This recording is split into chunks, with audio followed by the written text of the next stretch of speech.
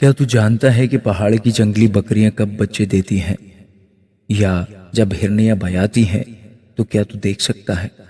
کیا تو ان مہینوں کو جنہیں وہ پورا کرتی ہیں گن سکتا ہے؟ یا تجھے وہ وقت معلوم ہے جب وہ بچے دیتی ہیں، وہ جھک جاتی ہیں، وہ اپنے بچے دیتی ہیں اور اور اپنے درد سے رہائی پا لیتی ہیں۔ ان کے بچے موٹے تازہ ہوتے ہیں، وہ کھلے میدان میں بڑھتے ہیں، وہ نکل جاتے ہیں اور پھر نہیں لوٹتے۔ گورخر کو کس نے آزاد کیا؟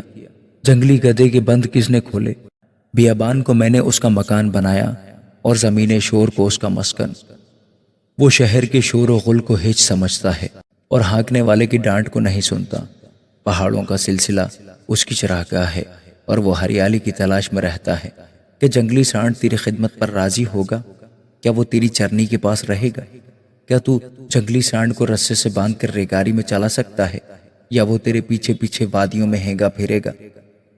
کیا تو اس کی بڑی طاقت کے سبب سے اس پر بھروسہ کرے گا یا کیا تو اپنا کام اس پر چھوڑ دے گا؟ کیا تو اس پر اعتماد کرے گا کہ وہ تیرا غلہ گھر لے آئے اور تیرے کھلیان کا اناج اکٹھا کرے؟ شتر مرغ کے بازو آسودہ ہیں، لیکن کیا اس کے پر و بال سے شفقت ظاہر ہوتی ہے؟ کیونکہ وہ تو اپنے انڈے زمین پر چھوڑ دیتی ہے اور ریت سے ان کو گرمی پہنچاتی ہے اور بھول جاتی ہے کہ وہ پاؤں سے کچلے جائیں گے یا کوئی جنگلی جانور ان کو رون ڈالے گا۔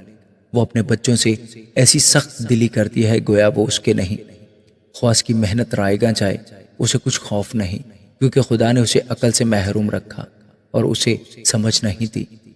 جب وہ تن کر سیدھی کھڑی ہو جاتی ہے تو گھوڑے اور اس کے سوار دونوں کو ناچیز سمجھتی ہے۔ کیا گھوڑے کو اس کا زور تو نے دیا ہے؟ کیا اس کی گردن کو لہراتی عیال سے تو نے ملبس کیا ہے؟ کیا اسے ٹڈی کی طرح تو نے کتایا ہے؟ اس کے فرانے کی شان محیب ہے، وہ وادی میں ٹاپ مارتا ہے اور اپنے زور میں خوش ہے۔ وہ مسلح آدمیوں کا سامنا کرنے کو نکلتا ہے، وہ خوف کو ناچیز جانتا ہے اور گھبراتا نہیں، اور وہ تلوار سے منہ نہیں موڑتا۔ ترکش اس پر کھڑکھڑاتا ہے، چمکتا ہوا بھالا اور سانگ بھی۔ وہ تندی اور قہر میں زمین پیمائی کرتا ہے اور اسے یقین نہیں ہوتا کہ یہ ترہی کی آواز ہے۔ جب جب ترہی بجتی ہے وہ ہن ہن کرتا ہے اور لڑائی کو دور سے سونگھ لیتا ہے۔ سرداروں کی گرج اور للکار بھی۔ کیا باز تیری حکمت سے اڑتا ہے اور جنوب کی طرف اپنے بازو پھیلاتا ہے؟ کیا عقاب تیرے حکم سے اوپر چڑھتا ہے اور بلندی پر اپنا گھونسلہ بناتا ہے؟ وہ چٹان پر رہتا اور وہیں بسیرا کرتا ہے، یعنی چٹان کی چوٹی پر اور پناہ کی جگہ میں، وہیں سے وہ شکار تاڑ لیتا ہے اور اس کی آنکھیں اسے دور سے دیکھ لیتی ہیں۔ اس کے بچے بھی خون چوستے ہیں اور جہاں مقتول ہیں وہاں وہ بھی ہے۔ آمین۔